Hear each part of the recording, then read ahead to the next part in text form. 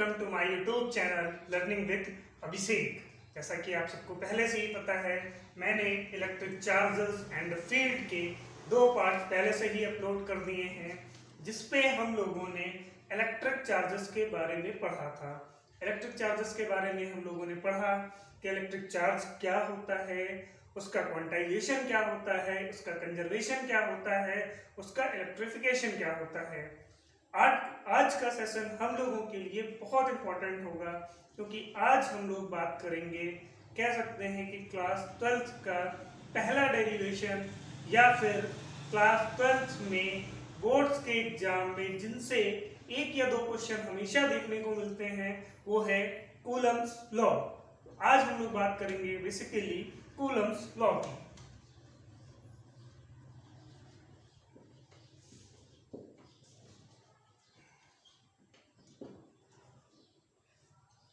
Coulomb's law को पढ़ने से पहले हम लोग कुछ पहले बातें देख लेते हैं। अभी तक हम लोगों ने पढ़ा चार्जेस, चार्ज होता क्या है, चार्जेस के नेचर के बारे में पढ़ा और चार्ज के टाइप के बारे में। तो जब हम लोग चार्ज के टाइप के बारे में पढ़ रहे थे, तो चार्ज के टाइप में हमने क्या पढ़ा कि चार्ज 2 टाइप के होते हैं, पॉजिटिव या नेगेटिव। उसी कॉन्सेप्ट को इन्होंने कूलम्ब्स जी ने अपना बेस रखा और उसी के बेस पर अपना रूल दिया। क्या बताया कि जब भी 2 चार्जेस, अब वो नेचर में एक दूसरे को अट्रैक्ट कर रहे हो या रिपेल कर रहे हो, उन पे क्या होता था, कोई ना कोई एक बीच में फोर्स होता था। भाई अगर दो लोग एक दूसरे के पास जा रहे हैं, उनको कोई ना कोई फोर्स है जो उसको क्या कर रहा है, अपनी तरफ खींच रहा है। ऐसे ही अगर वो दूर जा रहे हैं तब भी तो कोई फोर्स लगा होगा भाई, तभी तो दूर जा रहे हैं। उसी कॉन्सेप्ट को इन्होंने अपना बेस बनाया कूलम्ब्स जी ने, और बताया, क्या बताया कि कभी भी 2 पॉइंट चार्जेस नेचर में अट्रैक्ट करें या रिपेल करें, उन पर जो फोर्स लगेगा, उन्हीं के नाम पर उस फोर्स का नाम भी रखा गया, जिसे हम लोग पढ़ते हैं कूलम्बियन फोर्स। देन अगेन, अब इनका पर्टिकुलर लॉ क्या होगा, तो पहले इनके लॉ के लिए इनका एक डायग्राम बनाते हैं। इनका डायग्राम कुछ ऐसे आएगा।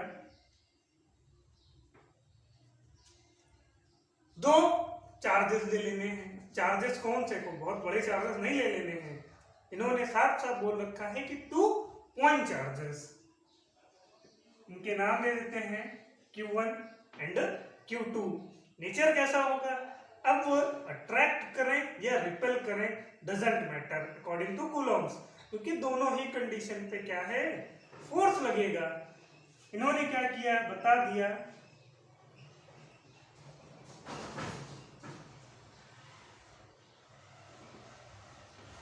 इनका डायग्राम बस कुछ इतना सा है कि 2 पॉइंट चार्जेस, उनको कहीं पर सेपरेट कर देते हैं और उनके बीच के डिस्टेंस को अगर r से मेजर कर लें, बस r से मेजर कर लेना है, r डिस्टेंस को बताता है, Q1 और Q2 उनके चार्जेस को बताते हैं। तो इन्होंने ही क्या किया, एक अपना रूल दिया।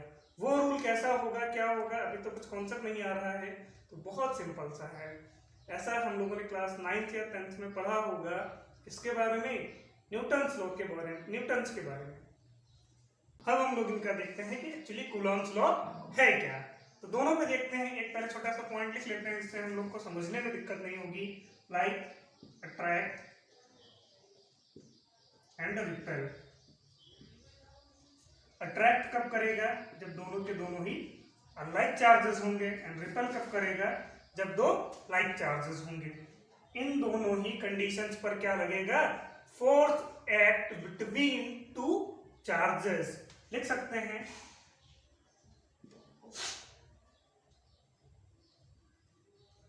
Force act between 2 electric charges. दोनों ही कंडीशन पर एक फोर्स अप्लाई होता है किनके बीच में, 2 के दोनों चार्जेस के बीच में। इसी कॉन्सेप्ट पर, इसी एक फोर्स को एक नया नाम दिया गया, इनके नाम पर ही एक फोर्स रख दिया गया, जिसको कहते हैं कूलम्बियन फोर्स। यहां तक क्लियर। नेक्स्ट उसके बाद अब इसी को बेस बनाते हैं और इनके रूल को देखते हैं। कूलम्स का रूल बहुत ही इजी है, क्योंकि हम लोगों ने क्लास 8, 9, 10 में भी एक रूल बहुत अच्छे से पढ़ा है, न्यूटन का ग्रेविटी वाला लॉ, याद है? वहां पर भी कुछ ऐसा ही डायग्राम देखने को मिला था, बस यहाँ पर चार्जेस हटा करके मास रख देते हैं, डिस्टेंस वही रहती है। तो इन्होंने भी कुछ उसी कॉन्सेप्ट को यूज किया और बताया क्या कि 2 पॉइंट चार्जेस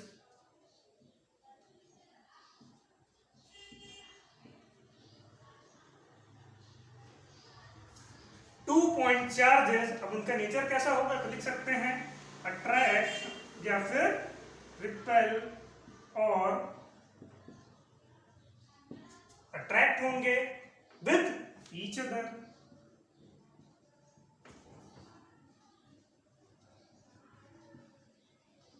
ऐसी कंडीशन जब होगी तो उन पर क्या लगेगा, एक फोर्स लगेगा। 2 पॉइंट चार्जेस अट्रैक्ट हो या रिपेल हो with each other with a force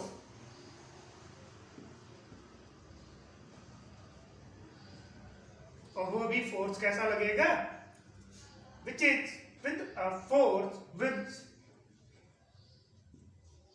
which directly proportional to the product of charges। अब इनका जैसा हम लोगों ने लॉ में इनका स्टेटमेंट दिया है कि 2 पॉइंट चार्जेस नेचर कैसा, अट्रैक्ट या रिपेल विद ईच अदर, तब with a force which is directly proportional to the product of charges. तो इन पर क्या लग रहा है, एक फोर्स। फोर्स को क्या कर दिया गया है, डायरेक्टली प्रोपोर्शनल कर दिया गया है, वो भी किसके, दो के दोनों जो हम लोगों ने यहाँ पर चार्जेस दे रखे हैं। इसको हम लोग अपना इक्वेशन 1 दे सकते हैं। देन सेकंड बात क्या कर लेंगे, and inversely proportional to the square of distance between point charges कह सकते हैं। तो सीधे सीधे सेकंड स्टेटमेंट अगर लिखना है तो लिख सकते हैं and inversely proportional to the, वो भी किसके, स्क्वायर ऑफ डिस्टेंस।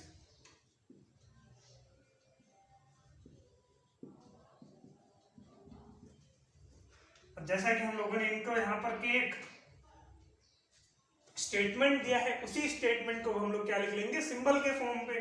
तो फिर वही फोर्स है जो इस बार इनवर्सली प्रोपोर्शनल है, वो भी किसके, दोनों चार्जेस के स्क्वायर के। इसे हम लोग अपना इक्वेशन 1 दे देंगे और फिर क्या करेंगे, फॉर इक्वेशन 1 एंड 2 इन दोनों को कंबाइन क्यों कर सकते हैं, क्योंकि इनकी एक साइड इक्वल है। तो आगे क्या करेंगे, तो इरेज कर देते हैं। यहां पे लिखेंगे for equation 1 and 2। Equation 1 F directly proportional to Q1 Q2 and second वाली को मर्ज कर दिया तो क्या हो गया, R²। अब मुझे पता है क्लास 11 में भी हम लोग डेरिवेशन करते आए हैं, तो इस चीज को हटाते हैं। इसको हटाएंगे तो एक कांस्टेंट आएगा, कांस्टेंट के बाद ये वही रहेगा Q1 Q2 upon R², where K क्या है, K is the proportionality constant which is depend upon, किस पे डिपेंड कर रहा है, प्लेस जहां पर हमारे ये चार्जेस रखे हुए हैं। तो कह सकते हैं where K is the proportionality constant which depend the medium in which the charge are placed। Clear. फिर क्या करते हैं, by experimental values, एक्सपेरिमेंट किया गया तो इसकी कुछ वैल्यू निकाली गई। वैल्यू निकालने के लिए पहले इसको इक्वल करेंगे, f इज इक्वल टू, इस कांस्टेंट की वैल्यू आती है 4 pi epsilon not Q1 Q2 upon R²। ये होता है हमारा पूरा का पूरा कूलम्ब्स लॉ। यहाँ पर एक एक नया सिंबल इस बार देखने को मिला है, कुछ ई नॉट, या फिर इसको कहते हैं क्या है तो एप्सिलॉन, एप्सिलॉन 0 कह सकते हैं और एप्सिलॉन नॉट। इसी का एक और नाम है क्या, परमिटिविटी ऑफ फ्री स्पेस, लिख सकते हैं परमिटिविटी ऑफ फ्री स्पेस। यहां तक आई थिंक आप सबको क्लियर हो गया होगा। बाद में फिर इस चीज की वैल्यू 1/4πε0 की एक्सपेरिमेंटल वैल्यू जो आती है वो होती है 9 × 10⁹ न्यूटन मीटर स्क्वायर कूलम -2। ये वैल्यू, अभी ये चीज कहाँ से है इस पर अभी हम लोग बाद में भी डिस्कस करेंगे, बट इसकी जो अभी ये कांस्टेंट आया था, इस कांस्टेंट की वैल्यू हो जाती है 1/4πε0, इसकी value 9 × 10⁹ newton metre square coulomb -2।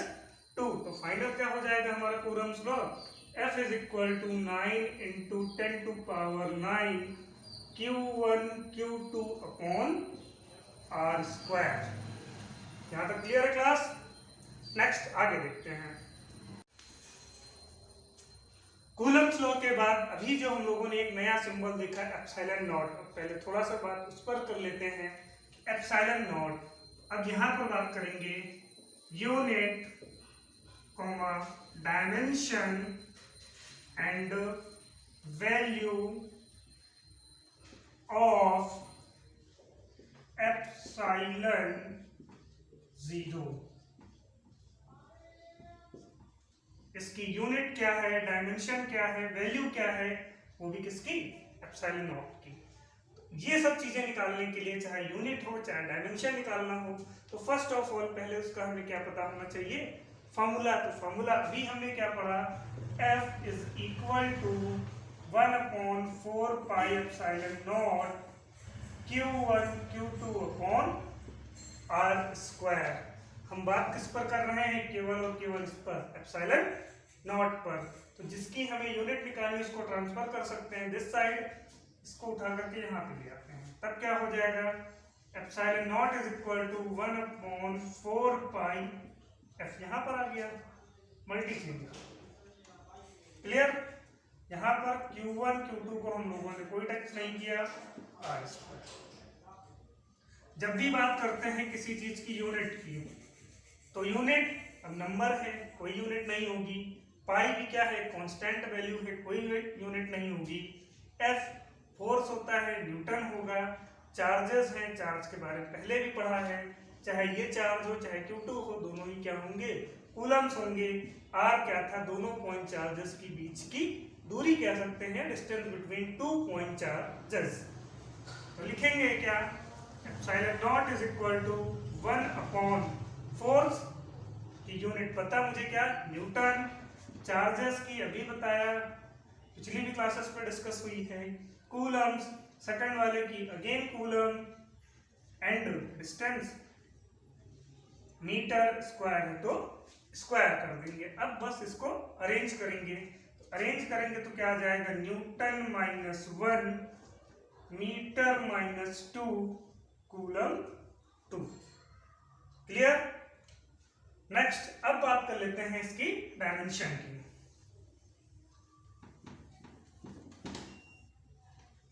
Dimension भी निकालना है, फिर इसी फॉर्मूले का यूज करेंगे। क्या हो जाएगा, epsilon not = 1/4π F Q1 Q2 r²। Then अब मुझे ये पता है कि F सिंबल पता है, फोर्स है, Q चार्ज है, R डिस्टेंस है, 4π फिर वही बात आती है। तो डायमेंशन के हम लोग जब यूज पढ़ रहे थे क्लास 11th में, तो वहां पर बताया गया था न्यूमेरिक वैल्यू की कोई भी डायमेंशन नहीं होती है, कांस्टेंट टर्म जो भी आते हैं उनकी भी कोई डायमेंशन नहीं होती है। तो फिर इन दोनों को हटा देंगे, क्या बच रहा है फॉर्मूले में, 1/F × Q1 Q2 r²। फिर यहाँ पर बात कर लेते हैं। अब मुझे लाइक फोर्स की डायमेंशन नहीं पता, तो डायमेंशन निकालना भी एक बार सीख लेते हैं। Epsilon not is equal to 1 upon force के डायमेंशन नहीं पता तो क्या लिख लेंगे, मास इनटू एक्सेलरेशन। चार्जेस नहीं पता तो चार्ज का formula Q is equal to मैंने अभी पढ़ा था आई टी। तो फर्स्ट के लिए I into T, again I into T, और R क्या है हमारा डिस्टेंस है, तो डिस्टेंस की पता है L से ही लिखेंगे। अब आते हैं epsilon not is equal to 1 upon mass. Mass को लिखते हैं किससे, कैपिटल M से। एक्सेलरेशन है मीटर पर सेकंड स्क्वायर, मतलब L T minus 2 into I current है एम्पियर, टी टाइम है 80 एंड सेकंड वाले के लिए अगेन 80 अपॉन एल स्क्वायर। और डायमेंशन का हमेशा सीक्वेंस क्या होता है, पहले एम एल टी थीटा ए।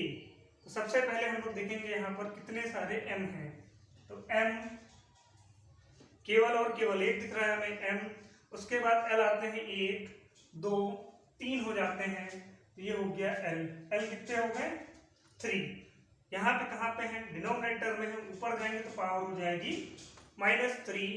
एम एल, एल के बाद आते हैं टी, 2 ये रहे, नीचे से ऊपर जाएंगे +2 हो जाएगा, अगेन 2 ऊपर है तो टी 4, और ए बच रहा है, तो ए कितने हैं ए 2। तो एप्सिलॉन नॉट की जो फाइनल डायमेंशन निकल के आई एम की तो नीचे से ऊपर गया है m-1 l -3 t 4 a 2, मतलब क्या आई है m-1 l -3 t 4 a 2। ये फाइनल डायमेंशन हो जाएगी वो भी किसकी, एप्सिलॉन नॉट की। नेक्स्ट अब हम लोग बात कर लेते हैं वैल्यू ऑफ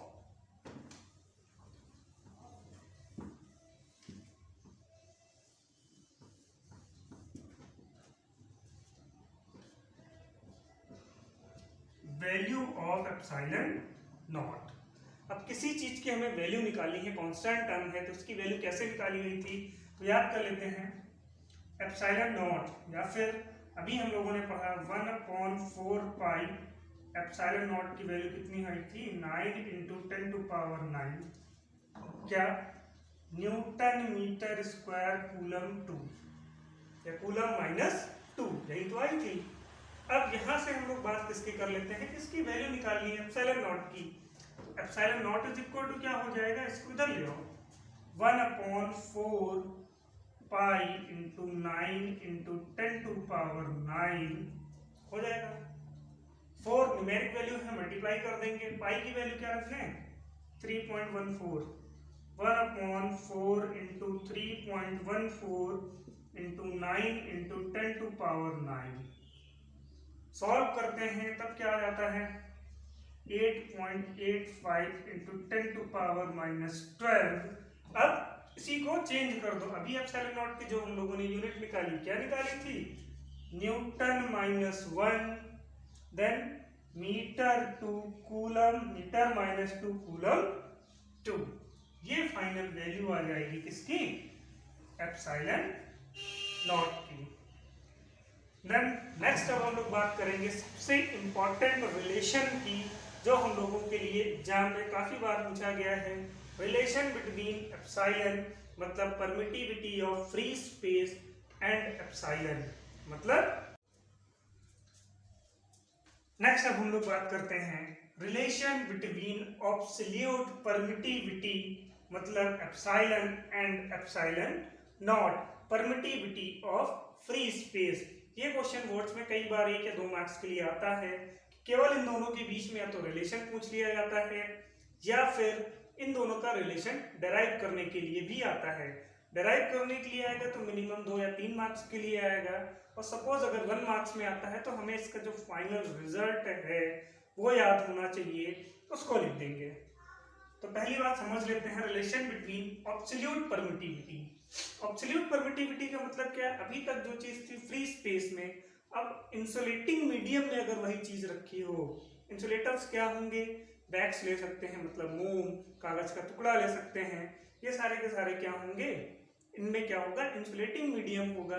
तो इनमें रिलेशन निकालना है, तो वो कैसे निकालेंगे, तो यूज किसका करेंगे, क्योंकि ये चीज अभी जो हम लोगों ने देखी है ये केवल एक ही फॉर्मूले में तो आई है, किसमें, कूलम्स लॉ में। तो याद रखना कि जब ये नॉट वाला कॉन्सेप्ट लेंगे तो यहाँ पर फोर्स को भी क्या कर देंगे, F naught is equal to, या F zero is equal to 1/4 pi epsilon not Q1 Q2 upon R square. इसे इक्वेशन 1 नाम दे देंगे। नेक्स्ट जब हम लोग बात कर लेंगे किसकी, एब्सोल्यूट परमिटिविटी की, तो यहाँ पर फोर्स को भी क्या कर लेना, केवल नॉर्मल एफ से लिख लेना। F is equal to 1/4 pi epsilon नहीं, केवल एप्सिलॉन, एप्सिलॉन जीरो नहीं, Q1 Q2 upon R square.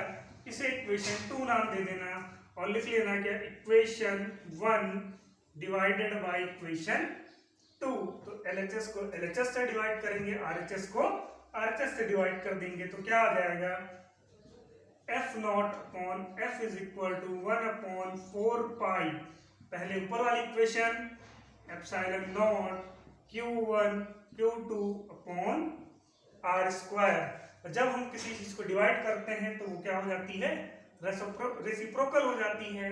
तो नीचे के सारे टर्म ऊपर, मतलब 4 pi epsilon into R square upon क्या, Q1 into Q2, Q1 Q2 ये कैंसिल, आर स्क्वायर 4 पाई।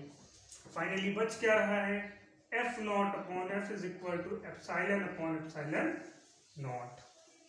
यही तो बचा, एफ नॉट अपॉन एफ, इसकी वैल्यू हो जाती है के इक्वल, देन अब क्या हो जाएगा, K is equal to epsilon upon epsilon nought, या लिख सकते हैं epsilon is equal to K epsilon nought. ये फाइनल रिजल्ट आता है किसके, relation between absolute permittivity and relation between permittivity of free space. तो फाइनल आता है epsilon is equal to K epsilon nought. अब फर्स्ट ऑफ ऑल के, सबसे important हमारे लिए के है। के कई सारे नाम हैं, इनको हमेशा एक बात याद रखना, इनके किसी भी नाम से क्वेश्चन आ सकता है। अभी जस्ट हम लोगों ने देखा कि रिलेशन क्या था दोनों में, एब्सोल्यूट परमिटिविटी और फ्री स्पेस की परमिटिविटी में। फाइनल क्या आया था, epsilon is equal to K epsilon not. जैसा हमने पहले भी पढ़ा है, पहले भी ये चीज बताई है कि के नाम बहुत इंपॉर्टेंट हैं, के की डेफिनेशन पूछी जाती है, के आखिर है क्या। तो के नाम इतने सारे, dielectric constant, relative permittivity या स्पेसिफिक इंडक्टिव कैपेसिटी, इन तीनों में से किसी का भी नाम वो पूछ सकता है, ये बात आप याद रखिए। और एक बात तो मैं आपको बता दूं कि नीट के एग्जाम में इस के की ही डायमेंशन पूछी गई थी कि व्हाट इज डायमेंशन ऑफ के। तो याद रखना आप लोग, मोस्ट इंपॉर्टेंट पॉइंट, कि के इज द डायमेंशनलेस कांस्टेंट या डायमेंशनलेस यूनिट है। लिख सकते हैं कि के डायमेंशनलेस फिजिकल क्वांटिटी या फिजिकल यूनिट, ये बात याद रख लेना। अभी तक जितना हम लोगों ने पढ़ा कूलम्स लॉ के बारे में, अब कूलम्स लॉ जैसे ही हम लोगों ने पढ़ा, हम लोगों ने रिलेट किससे कराया था, न्यूटन के ग्रेविटी के लॉ से।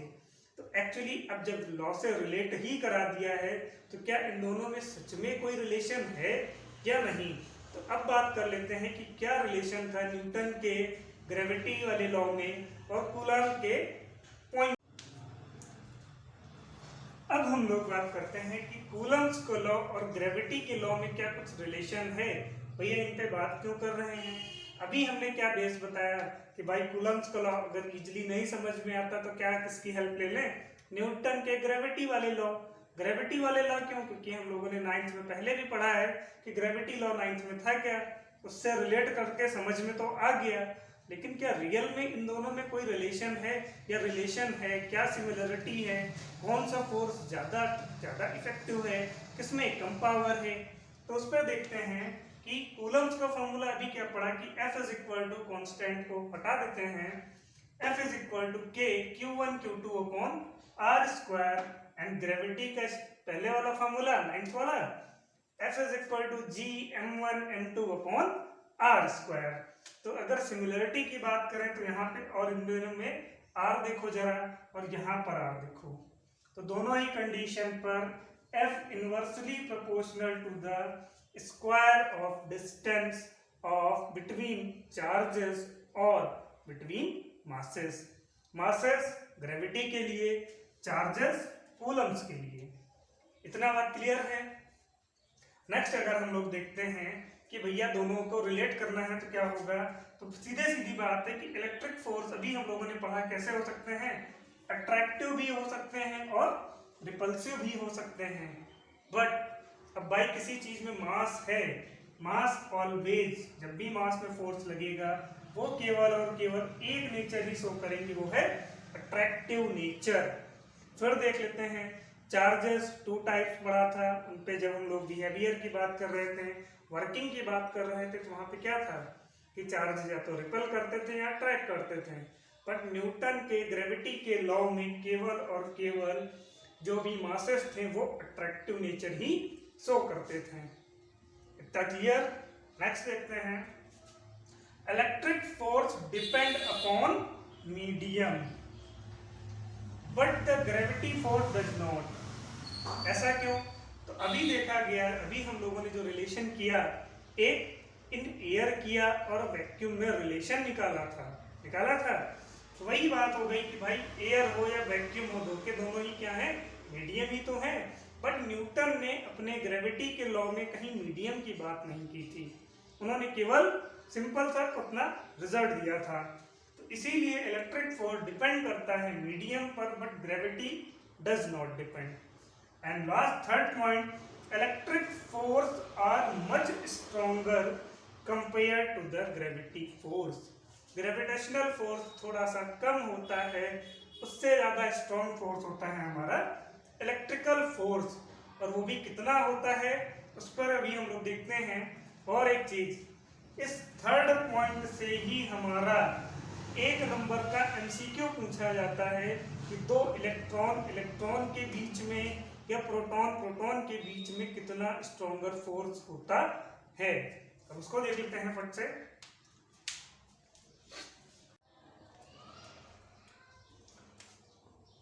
अब सबसे इंपॉर्टेंट पॉइंट्स को जरा हम लोग देख लेते हैं, जो एग्जाम में जिनसे हमारे यहाँ एक एमसीक्यू का क्वेश्चन तक पूछा जा चुका है। आईएससी 2012-2014 में इससे क्वेश्चन पूछा गया। लेकिन याद रखना, जो पेपर सेट करता है वो हम लोगों से थोड़ा सा चालाक तो होगा। तो उसने क्या चालाकी की पता है? क्वेश्चन में अगर पॉइंट देखा जाए तो पॉइंट्स बस इतना है कि electric force between two protons is 10⁻36 times gravitational force. Point तो हमारा ये है, हमने बुक में पढ़ लिया, हमने याद भी कर लिया। अब एग्जामिनर ने कितनी चालाकी से क्वेश्चन को एक्सचेंज किया, उसने क्या कर दिया कि ग्रेविटी फोर्स को पहले कर दिया। और क्या क्वेश्चन बना, gravitational force between two protons is how much times of electric force. अब क्वेश्चन को घुमा दिया, अब हम लोग को समझ में भी नहीं आया। जिन्होंने बुक में पढ़ा उन्होंने 10⁻36 कर दिया, चलो हो गया काम। लेकिन याद रखना, अभी हम लोगों ने पढ़ा कि इलेक्ट्रिक फोर्स स्ट्रांग होता है as compare to gravity force. तो भैया ग्रेविटी फोर्स को हमें कम रखना है, इलेक्ट्रिक फोर्स को बढ़ाना है। तो ऐसे क्वेश्चंस को कैसे सॉर्ट आउट करेंगे?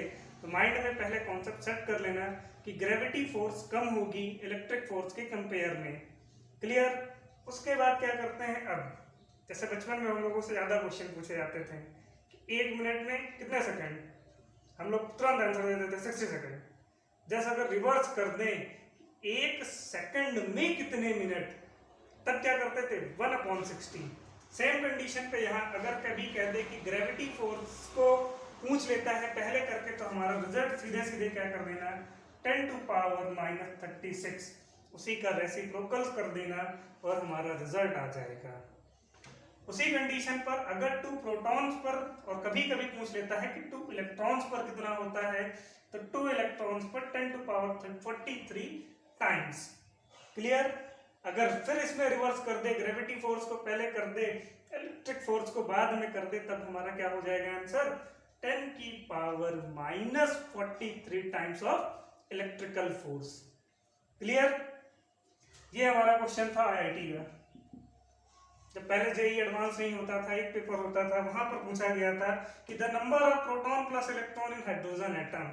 तो याद रखना 10 की पावर 39 टाइम्स होता है। हाइड्रोजन एटम में नंबर ऑफ इलेक्ट्रॉन और प्रोटॉन कितने होते हैं? तो 10 टू पावर 39। ये हमारा क्वेश्चन आईएससी में आया हुआ है। अभी रिसेंटली बुक में आपको भी देखने को मिल जाएगा, 14 में आया था। क्लियर? तो हम लोग ऐसे ही पढ़ते रहेंगे और धीरे धीरे एक एक क्वेश्चंस की बात करते रहेंगे। मैं आप सबके बहुत ही जल्द विद इन टाइम आपके 12th के ड्यूरेशन में नवंबर या दिसंबर तक आपका का पूरा फिजिक्स और मैथ मैं कंप्लीट कराऊंगा। नेक्स्ट आगे के कुछ और इम्पोर्टेंट पॉइंट हैं जिन पर और क्वेश्चन बनते हैं, वो देखते हैं।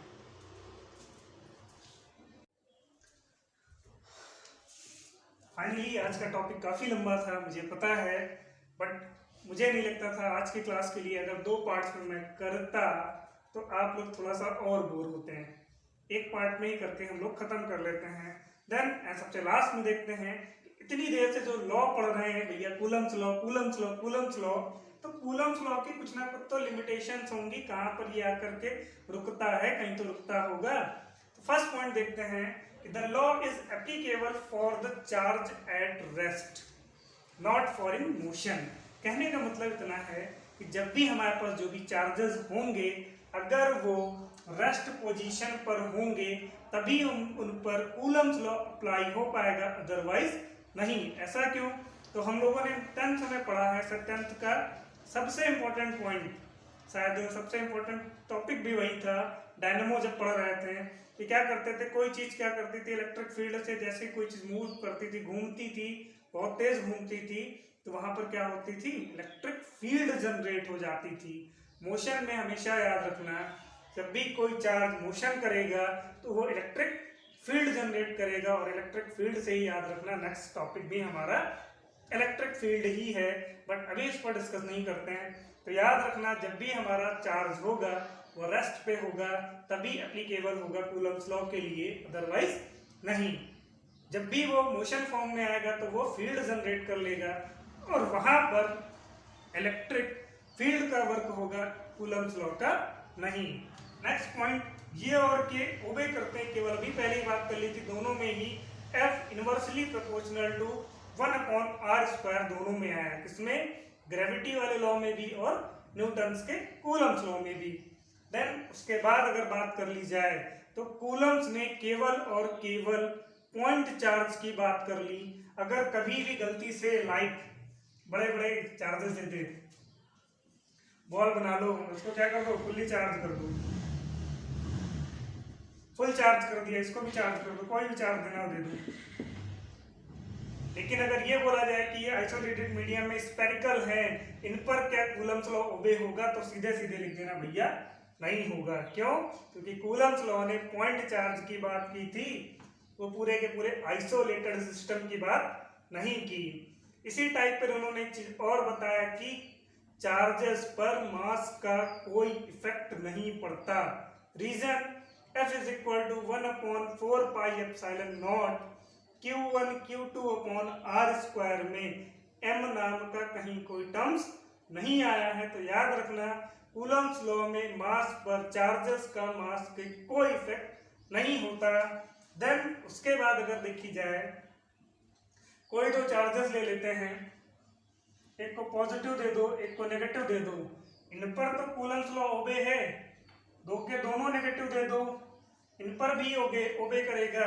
बट अगर एक चार्ज हो एक चार्ज लेस हो तब भी कूलम्स लॉ उस पर अप्लाई होगा। नेक्स्ट कंडीशन, अगर दो चार्जेस हैं और दो के दोनों ही न्यूट्रल फॉर्म में हैं तब इन पर कूलम्स लॉ ओबे नहीं होगा। Thank you class. आज की क्लास में हम लोगों ने पूरा का पूरा कूलम्स लॉ को एनालिसिस कर डाला, कुछ भी नहीं छोड़ा कूलम्स लॉ में। अगर आज की क्लास को आप लोग बार बार देख लेंगे, मैंने प्रॉपर नोट्स खुद ही लिखे हैं, तो याद रख लेना, आपको नोट्स भी एक बार लिख लो, हमेशा काम आएगा। और याद रख लेना, आज की क्लास आपके लिए बोर्ड्स में 2 मार्क्स जरूर से जरूर दिलाएगी। Thank you class. और प्लीज़ आप लोग ज़्यादा से ज़्यादा शेयर कर दीजिए, अभी नए हैं प्लेटफॉर्म पे तो थोड़ी सी मेरी भी हेल्प हो जाएगी और आप सबकी तो मैं पूरी हेल्प करूँगा। और मैंने जैसा कि बोल रखा है कि नवंबर लास्ट आपकी फिजिक्स और मैथ वेल कंप्लीट हो जाएगी मेरी जिम्मेदारी के लिए। Thank you class.